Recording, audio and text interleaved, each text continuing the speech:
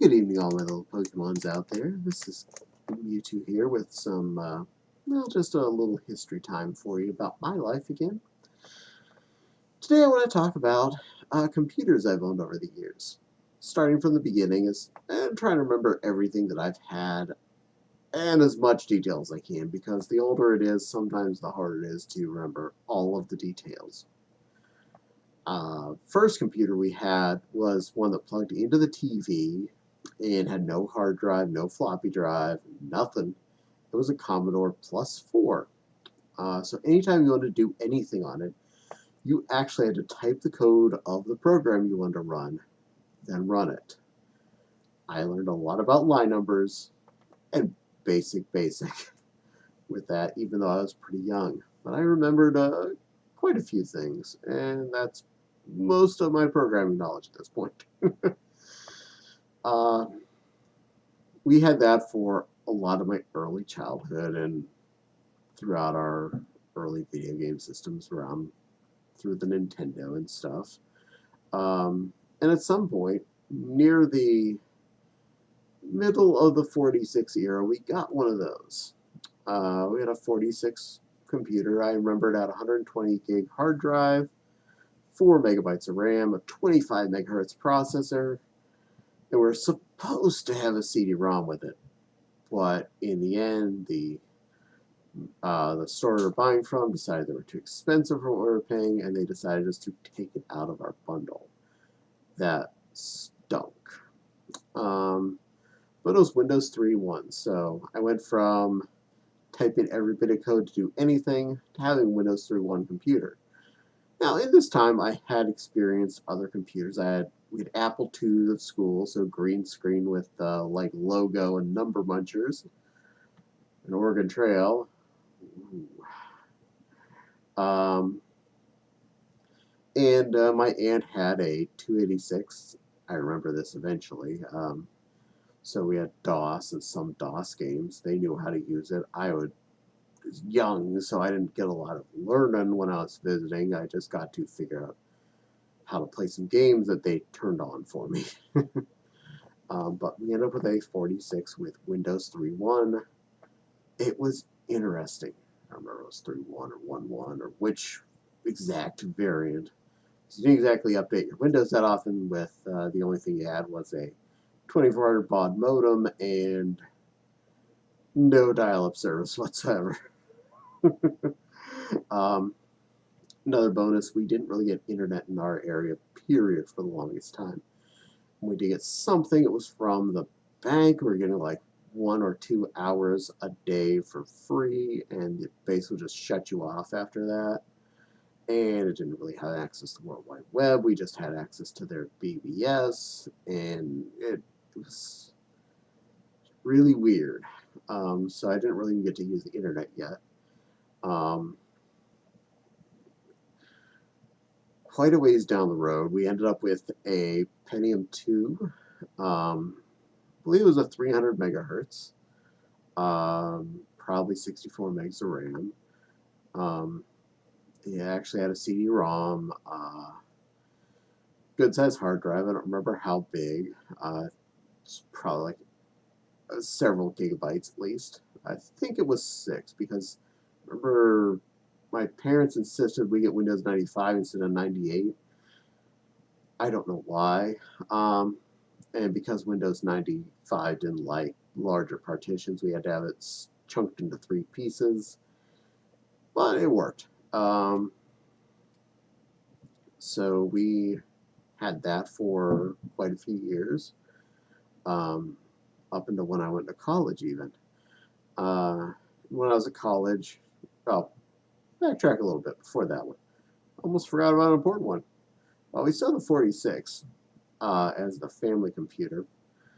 My dad had brought home some computers that got thrown out at his work. He worked on a lumber yard, but they also had front ends. They had office people, obviously, because everything is an office. They had a store and point of sale machines and stuff.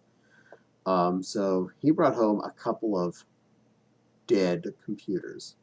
One of which I identified in the end was a 286. The other one was a 386, I believe. may have both been 386s, but I know the one that did survive, the one that got resurrected all the way, was a 386 for sure. It was mine in the end because I made it happen. I took parts from it and some other parts that I'd salvaged here and there from finding things that were thrown out, and I made a functional 386 computer out of that. I think I had like 4 MB of RAM. Um, I had like a 80 meg hard drive, both flavors of floppy drive. Woo! I found a math crow processor for it, so I got to get that little bonus in there. I got a sound card I salvaged from somewhere. I got speakers I figured out from somewhere. I had a pretty sweet rebuild that I made out of basically garbage. Non-working computers, I found enough parts to put together to make a 386 that worked. And it was mine, so that was a big thing. I made this thing go. And I knew everything that was under the hood on that thing. Alright, fast forward again back to, we had the Pentium 2. After that, I was in college. I worked hard. I got a job. I saved my money, and I bought a Dell. Pentium 3, 733 megahertz, 128 megabytes of RAM. I don't remember how big the hard drive was. I think it was like 80 gigs. But I had a CD burner and a DVD drive. I was the shiz kabibbles. I could make CDs and watch movies. It was everything in life. Um, I also first got that thing on the internet because the free internet was starting to be a thing in the area. That was back when NetZero and Free iNet were actual free items, so I got to use that on the internet uh, in my college apartment, and speed was really bad. Really bad even for dial-up stats, like 11 kilobits per second kind of situation, maybe up to 26, I think was the best I ever connected at there. But I still got to do it. It was better than nothing, and I figured out what Napster was there. I was downloading music on 11 to 26 megabits per second, and I made it work. Haven't done that in a long time, but I mean, at that point, it was just like, it didn't seem like there were really rules about stuff, so it didn't seem to matter. Now there are, I definitely don't do that anymore. That's the first computer I took to LAN parties. I had a scanner, I had a color printer all my own, I had a subwoofer with speakers. It was cool. I actually played games on it successfully, which was really important because having something that you can do stuff with on your own is way, way more awesome. As time went by, I, shortly after college, ended up building my own computer for the first time. It was an AMD XP computer, I remember that much. I don't remember how much RAM I put in it. I think I started with 512 meg, and I got a gig stick eventually for it to upgrade it. I was doing everything I could to just make this thing, as much of the Frankenstein parts that I had, work even better with. I would like get I got a removable hard drive tray on the front of it, so I could take the extra hard drive out, put a new one in, and have a different set of data in there from salvage drives I'd had. And that monster lasted me a long time. During its lifespan, I did buy a laptop, an old ThinkPad, which was also similar to my previous desktop. It was like a 700 megahertz Pentium 3. Had a removable drive base, so I could switch out the floppy drive for the DVD drive, which was, again, that was pretty cool. I loved that thing. That was a little tank. I ended up giving that to my mother at some point. I think she gave it to my sister, and I think it died. So, well, it's old. It's life. It's gone. it's a computer that isn't updatable at this point, so why would I care that I still could have it? Um, After that one that I built there, and my ThinkPad, which came and went at some point, I eventually got a new laptop, Toshiba desktop replacement, a 17-inch one, had the number pad and everything. It was pretty cool. Um, I used that to actually work from when I started to work from home. Um, so that was a nice upgrade from what I had previously. Not long after that is when I broke down and did a computer rebuild because it had been a lot of years. That computer was starting to have a lot of issues. Power wasn't working as well. I probably killed the power supply with too many items. I like peripherals. I was plugging everything in I could, as many hard drives I could squeeze in there and whatnot. I even got an extra hard drive controller there for more IDE slots. Yeah, yeah, yeah. I probably just overdid the power supply, but hey, that's life. I built a new computer there. It was decent. It lasted quite a few years on the next build here. Um, don't remember all the details on it. I believe I did go with an Athlon processor again. I tried not to overload it with too many extra diddly doos, but I did go with dual graphics cards because that seemed like a good idea. And it did actually work out well because I was able to do two monitors and the TV out of it at the same time. That was awesome. Now that computer lasted me a good while. I did some upgrades as time went by. I upgraded the video cards like twice during that thing's lifespan. So um, it lasted for a good while. But eventually, all good things must come to an end. Um, so I built my next computer. Uh, this time we went with Intel processors. So I went with an i5 because at the time it was the most reasonable and did what we needed. We went with somewhat better graphics cards, and I eventually upgraded that one to a pretty nice graphics card before the computer eventually had been gone. It was a 560 Ti, 570 Ti. I don't remember for sure, but it was a really sweet video card on the as the primary one. From this point on, I've always had more than one monitor because once you go to monitor, it is really hard to go back. uh, let's just say it's good to have different places to put things. Uh, and then just a few years ago, like 2 years ago at this point, we decided to make new desktops here for us. So I made us a matching pair, more or less. I have a different color fans than his, so that's nice. Um, Currently, we have i7s. I believe our graphics cards were 1060s, the 3 gigabyte versions, so they're pretty good. I mean, they're not the best, but they're way better than what we'd had previously, so a major step up. I went with like 32 gigs of RAM because I could. And so far, so good. We're working quite well in this. My laptop has changed up since then in multiple ways.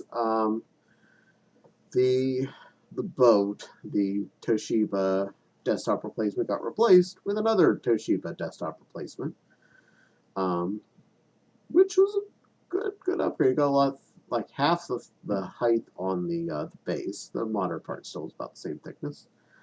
Um, I lost about half the USB ports. That first boat had like 8 USB ports on it or something crazy. And I was like, why? Why does it need all these? But it had them. Um, but the new one also had a Blu-ray drive, so I could burn discs and or watch Blu-rays. So bonus.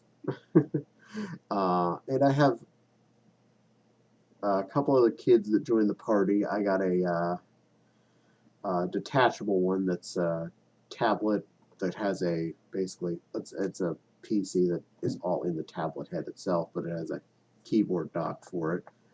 Um, And I got one from work incentive program. It's a really thin HP, no media drive at all. Neither does the tap one, mind you. But the blue plastic monster is really interesting.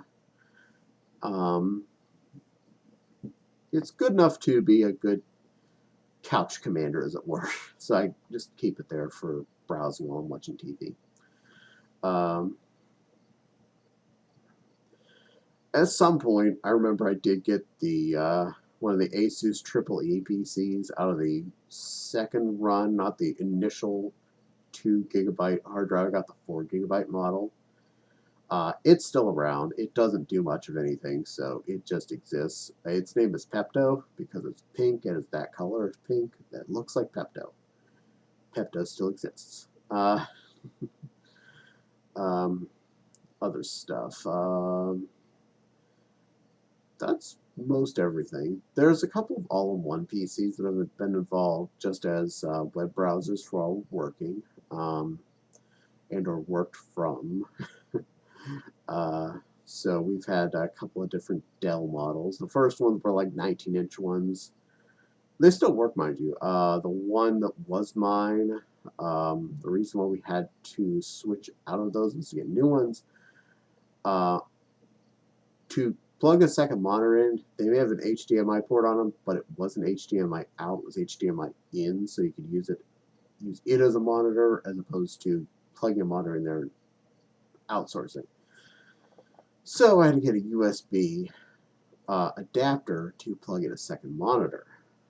Um, this worked, but apparently over time, using it day in and every day as a second monitor for work, I overloaded the USB on one of the 2 main rails, which meant 2 of the 3 USB ports are dead. And at that point, I'm like, I'm not going to try and run my keyboard, mouse, and second monitor off a hub on this thing. I had to get that replaced. And the ones we replaced it with, which are no longer doing the work stuff because work provided us with laptops finally. Um, the ones that we had been using last, which are now our secondary things, which we browse on every day at work for fun stuff, are 23-inch Dell all-in-ones. I don't remember the specs on these because basically I got them just to be basic web browsers. They do their job. They let you browse the web. I don't expect them to be gaming monsters. These ones actually had DVD drives in them. I don't remember if they're burners or not, but at least I can put a movie in there if I want to or read a disc. Kind of nice. But 23 inches, they actually had HDMI out. I made sure of that before I bought them, so we could use them directly to power a second monitor. And I'm looking to do the 1 point whatever those get outsourced, as in I get something better to replace it. And that gets to move out the house and go somewhere else and just kind of be another TV somewhere in the house that happens to also be Windows. Well, that's some computers in my life. Not exactly the most exciting topic, mind you, but it was a topic. And I hope you enjoy it. So, thank you for listening to my ramble. Mewtwo enjoys your company, and I hope you have a lovely rest of your night. Don't forget to like, comment, and subscribe. Hit the little bell. Patreon's listed down there. All that fun jazz. Bye.